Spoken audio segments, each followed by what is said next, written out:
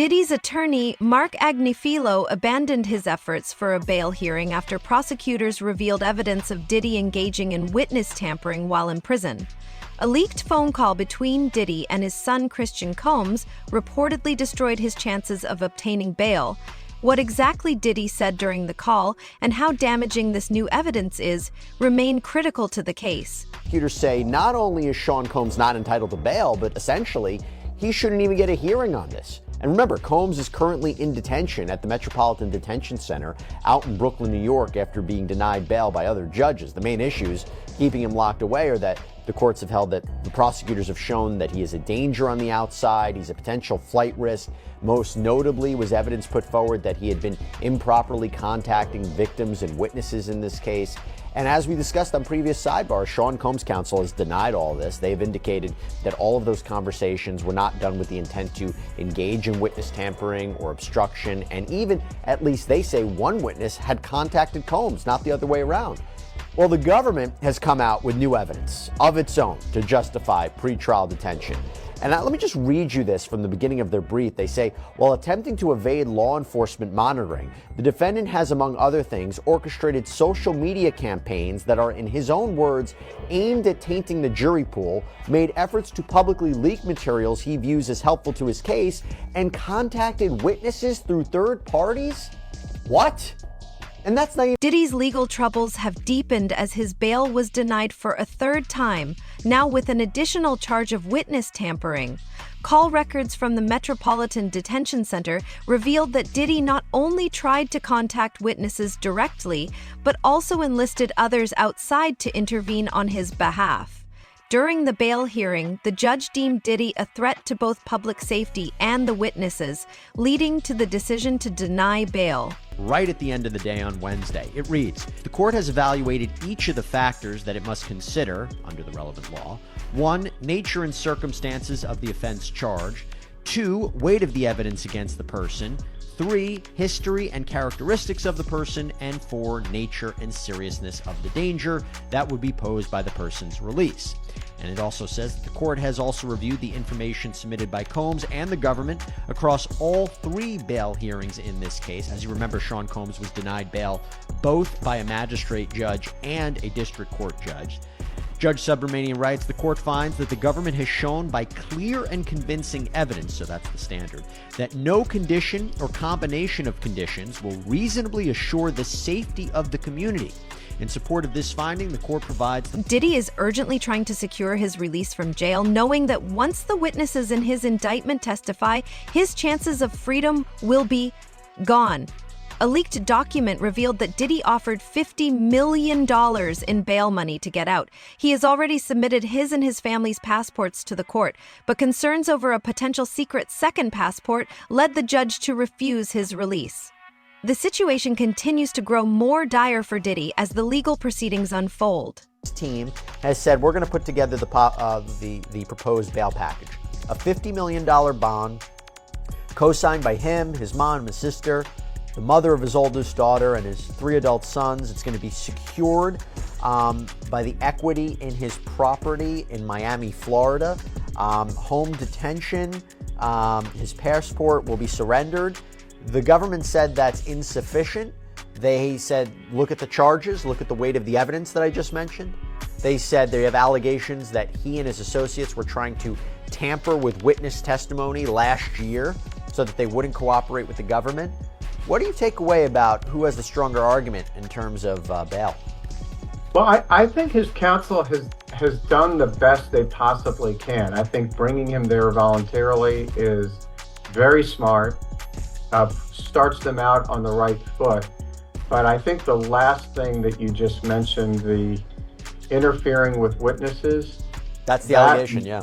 Yeah, if that's true, or I should say, if there's real indicia that happened, I think that might tip the scales in favor of not letting him out pending trial, because I think, and you know this, I think judges take an extraordinarily dim view of that.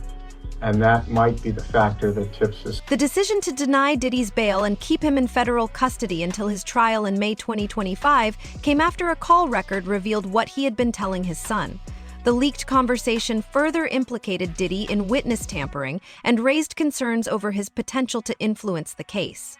This evidence played a crucial role in the judge's decision to keep him incarcerated ahead of the trial. We made a bail appeal to Judge Carter. It did not go our way. The fight continues. We're not giving up by a long shot. I told Mr. Combs I'm going to try and get his case to trial as quickly as possible. I'm going to try and minimize the amount of time he spends in very, very difficult and I believe inhumane housing conditions in the special housing unit of the Metropolitan Detention Facility. And I'm going to do everything that I can to move his case as quickly as possible. I understand that the government has a great amount of electronic devices that they have to download and provide to me, but everything's on the government's timetable, nothing's on the defendant's timetable, and they're going to have to accommodate me and him and give us a quick trial, and I'm going to be pushing for that. He's ready, he's focused. He has been ready to defend this case since he first found out about this case. Nothing has changed from his perspective. I obviously would much prefer to fight this case with him out of jail, and we are going to try to bring that about through additional legal process. But wherever he is, his resolve is the same. He believes he's innocent. I believe he's innocent, and we're going to fight this case with all of our might until we don't have to fight any longer. The prosecution claims that in the leaked call, Diddy allegedly instructed his son to take care of the witnesses, referring to them as pizza boxes. He also hinted at having tapes, which he described as plastic.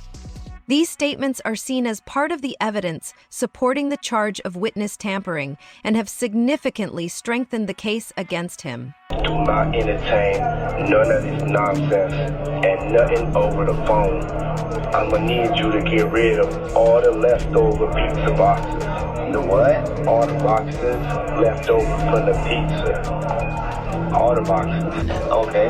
Make sure you recycle the plastic like we talked about. Yeah. Did Jay reach out yet?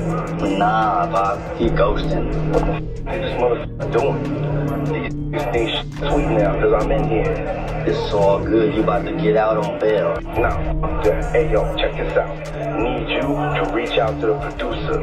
Let these motherfuckers know there's a release date for that new Netflix movie. Alright, Pop. It's crazy right now. Everybody out there quiet as a motherfucker, Yeah. Yeah, exactly. We gonna let them have their little fun, but I'm still gonna have the last laugh. What about all these lawsuits though, Pop? Ain't none of them getting shit. I ain't worth nothing. Ain't got shit in my name anyway. Don't even worry about it. Bunch of money hungry. Diddy's desperation to reach out to witnesses, despite knowing his phone is tapped, appears to stem from his fear of the consequences of the mounting evidence against him. More tapes are emerging, allegedly showing Diddy in intimate sexual relations with minors, which could destroy his life if they become public. So far, 8 such tapes have been handed to the FBI by a close friend of Diddy's late ex-wife, Kim Porter, along with a document she allegedly wrote detailing Diddy's crimes. This escalating evidence seems to be intensifying Diddy's anxiety about his future. And those statements include descriptions of to be either inebriated or intoxicated or under the influence. All of them. All of them. Out of those 8, how many appear to be potentially victimized? How many might have been victimizing? I think all, to be honest, all. Were victims They or victims. were perpetrating? Victims. They were all 8 were victimized, Yeah, meaning victim. this was happening to them and they were inebriated. Right. Not knowing, I guess, how much proof it was in it, what they was doing. Diddy is reportedly going to great lengths to keep the tapes hidden, knowing that anyone who might possess them is a potential threat to his freedom. Allegedly, he has been trying to silence these individuals by calling them and offering payments to inmates in exchange for using their phone privileges, believing this would allow him to evade detection. However, Diddy failed to realize that all calls in and out of prison are legally wiretapped, as there is no expectation of privacy in such communications. As a result, his private calls are not protected under the Fourth Amendment, making it easier for authorities to gather evidence against him. The thing with Diddy is, why is he trying to get in contact with witnesses? He gotta know they recorded the calls, right? My man, in order to you to think that you could get away with doing any kind of witness tampering in prison, you gotta probably be one of the smartest, dumbest persons, because they tape everything, bruh. Don't you know when he was using those other people's cards and they phone cards and everything like that, and they hear it, that person was like that. Hold up. That's supposed to be inmate 076. And Puff inmate number is 0666.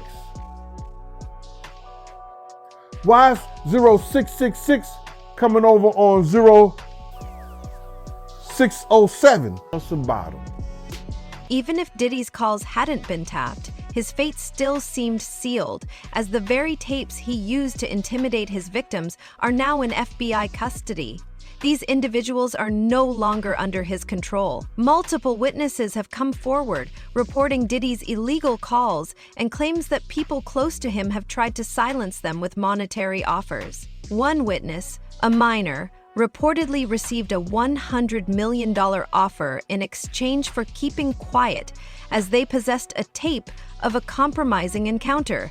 These revelations are significantly strengthening the case against Diddy. And you read about Diddy's phone being tapped because news came out that his former... Despite the judge's ruling denying Diddy's bail, his attorney has announced plans to try again, insisting that Diddy will keep pushing for bail until he succeeds. However, this strategy may backfire, as Diddy should focus on preparing for his trial rather than expending energy on further bail attempts. Reports of Diddy's history of threatening witnesses, manipulating individuals, and being linked to arson and murder have significantly weakened his chances. Given these allegations and the severity of the charges, it seems unlikely that he will be granted bail. Might get bail. Now you're wondering why I'm saying that. See, they are trying to use some of the things that happen to criminals all the time, or inmates all the time. They always, brother, they always do those impromptu searches. And in one of the cases, in this particular case, they said that when they did the impromptu search, well, they took some of his legal information, and the judge ordered them to give that back. So I guess the lawyers are going to come up with a couple of new things saying that he can't properly, have his case be properly, what do you call it when they client get they client and lawyer privileges.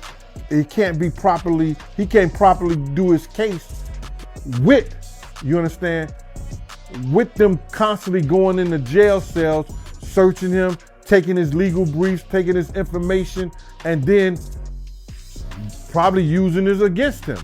But I don't believe none of that to be true. I believe that they went in there just like they do all the other inmates based on the information they had. You got to realize this, bro. They found out that Diddy was using other inmates' phone cards. Now that probably happens all the time. You understand? And he gotta be probably the smartest, dumbest person that I know, because he gotta know that those phone calls are being taped. So whatever his lawyers and them come up with, the prosecution's gonna come up with something else. So the judge is gonna wanna know, well, what did they do, when they found out he was in violations of some of this stuff that he was doing? Did they charge him with something new? Did they take some of his privileges away? What has happened in the interim of him doing this stuff that they alleged that he done? So it's gonna be a whole forestry of next week, because what they did was they held off whatever the procedures was gonna go down today. The judge say he gonna revisit this next week. So I guess, I don't know if it's Monday, Tuesday, Wednesday, we'll find out what's going on, but it's gonna be something that I think it may shock. With over 30 civil and criminal lawsuits filed against Diddy in federal and state courts across the country, the pressure on him and his alleged co-conspirators continues to intensify. As more disturbing allegations surface, reports claim Diddy was involved with minors as young as 7 years old, with some parents allegedly providing their children to him, fully aware of his actions.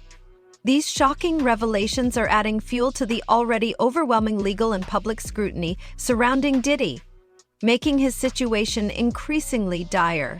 We intend to name people in these lawsuits. We're not going to do it in interviews. We're not going to do it, without doing our due diligence, because obviously, these types of allegations are very hurtful to people if they're not true, and very hurtful, frankly, if they are true. But if they're true, you shouldn't have been in the room and you shouldn't have been participating. So I anticipate that we're going to start filing lawsuits, and it may not be big names at first, but we have a long list of names, and you might imagine in situations like this, that when a victim tells us that this person was in the room or this person participated, we want to do as much due diligence as humanly possible before we file that case, because in the United States, in almost every state, public filings are in fact public, and when you name somebody in a lawsuit, the press is going to pick it up, and we're aware of that. So we're going to make sure that we dot our I's and cross our T's, and I expect that there will be some people named in these lawsuits that will raise some eyebrow.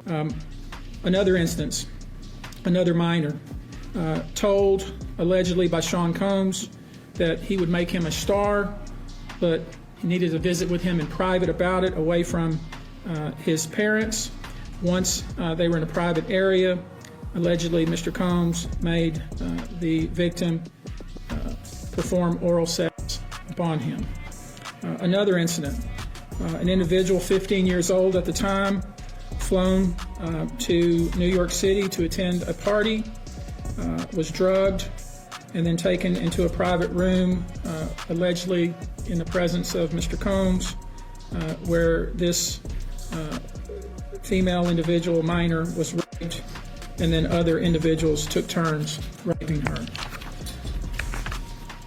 Another individual, 26 at the time of the occurrence, was picked up allegedly by Mr. Combs and several other people in a black SUV from the airport, was given one drink in the SUV, and then literally woke up the next day not knowing what had happened, but with pain and damage to both her vagina and her anus, where she then went to the hospital. She was missing her underwear and her shoes. Another instance, an individual, this time not a minor, attended a group dinner, allegedly with Sean Combs in Miami. She wasn't drinking because she was pregnant, but whatever she drank at the table, apparently, at least according to her, was laced with something. She blacked out, and she woke up in the same bed, again allegedly, with Mr. Combs in his mansion in Miami. Her vagina and her anus were torn. Diddy's secret weapon, his leverage over celebrities and other individuals, has finally been stripped away. As the case continues to unfold, more evidence is coming to light. Diddy once believed that the tapes he recorded would protect him, but now it seems these very tapes are the key pieces of evidence that will lead to his conviction. The longer the case drags on, the more damaging information is likely to emerge, sealing his fate and diminishing any hope of escaping the charges against him. And nobody came out. They brand. It's all about the money. They saw what he did to Cassie. With the kicking, the punching. They saw what they did to Cassie. They know that nobody in America like that. So now, these people are represented by a brand. Whether it's something about the music, clothing, movies, they're not gonna come out and speak on nothing that has anything to do with them. And they praying that they not on the tape doing crazy stuff, being oiled up in the whole 9 yards. They praying. So until the feds say, hey, yo, listen here. We got you on, hey, buddy, we got you on this tape, and girl looked like she was pretty young. We're not gonna show it, but we need you to come and testify against Brother Love, P. Diddy, Puff Daddy, you know, Sean Combs. That's when they're gonna start talking. And they're not gonna be talking in his favor.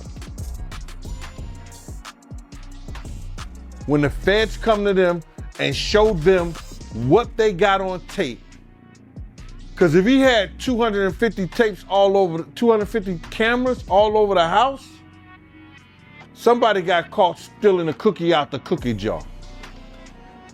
It could be your favorite pastor.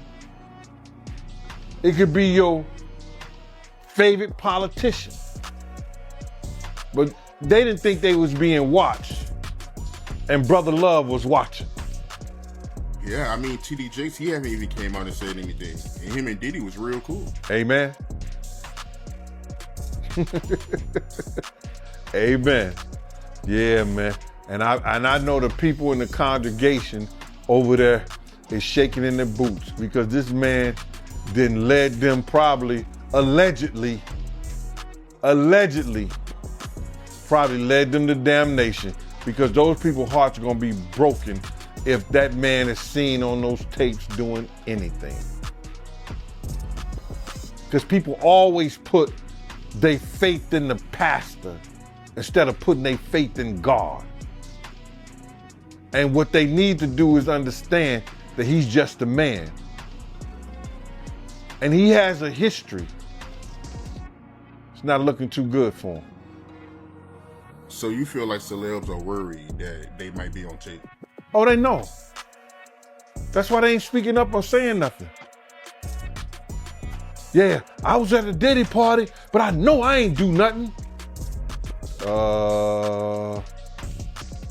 When you don't know somebody's taping you, when you don't know that somebody is videoing you in some kind of form or fashion, you got that alcohol, you got the drugs in you, they're a little loose, bruh. They let down all their inhibitions. The music is pumping. He said it himself. He got it so hot in there that you gotta take your clothes off. He said that himself. New allegations from musician Tania Wallace have further complicated the already high-profile case against Diddy. In the documentary TMZ Presents the Downfall of Diddy Inside the Freak Offs, Wallace recounts attending a 2018 party hosted by Diddy, where she claims to have witnessed minors being abused by a group of adults. Allegedly, Harvey Levin, the founder of TMZ, has seen tapes that corroborate Wallace's claims, adding yet another layer of controversy and evidence to the mounting legal and public pressure on Diddy. I want to start with Tania Wallace, who claims she's been at a freak off and said she saw children, and it was hard for her to say it. It was very hard for her to say it, Ashley. So what she said was that she was flown out from LA to Miami by the Saudi prince. And they ended up eventually on Star Island at one of Diddy's parties. She says, you know, among many other things, I mean, she goes into detail. This, she says, happened in 2018. She says that she walked into the house and there was a cluster of adults around what she described as little people. And they were dressed up as Japanese Barbies. I forgot the name. It's Harak something. You can help me out here. It's a certain type of Barbie. Anyway. I know the name, but I've forgotten it. But go ahead. So she explained that that they were just clustered around these little people. And I kept pushing her. And she eventually said, look, they are little people who should not be at an adult party. And I pushed her, and it was apparent what she was saying is they were minors. Now, she didn't see anything specific that was going on with them other than that adults were kind of huddled around them. But she told just a wild story about what was going on at the house, even at 7 in the morning, that this thing apparently raged all night long. You know, it's amazing. TMZ always gets such great scoops, and this one might be one of your best as well. You got a hold of one of the Freakoff tapes. Your producers have seen it. The description is, and I'll quote, "It's porn directed by Diddy himself." And a male sex worker really sort of walks through what happened in the experiences that he had. They didn't sound illegal, but they sure seem to comport with a lot of the other stories that have been told. Yeah. So this was a threesome. What you would ask me about earlier about Tania Wallace, she said there were more than 100 people at that party, including at least 4 celebrities. But this, what you're talking about now, was a threesome, and that's something that the U.S. attorney even referenced. And his lawyer in an earlier documentary we did, he was describing threesomes. He says it was all consensual. So yes, what we're told is that this male sex worker was flown out to various locations over a couple of years, Miami, New York, Los Angeles, and one other. And they would meet in hotel rooms, and Diddy would often watch as he would have sex with this woman who was associated with Diddy. So that seems to be what the feds are looking at right now in terms of alleged sex trafficking, if they are transporting somebody and perhaps paying them to cross state lines. That could end up being part of sex trafficking. We know that this guy got a subpoena and he ended up not testifying before the grand jury, but talking to prosecutors. And we're told that he left that tape. The mounting evidence against Diddy, including damning call records and alleged tapes, is backfiring on his desperate attempts to regain control.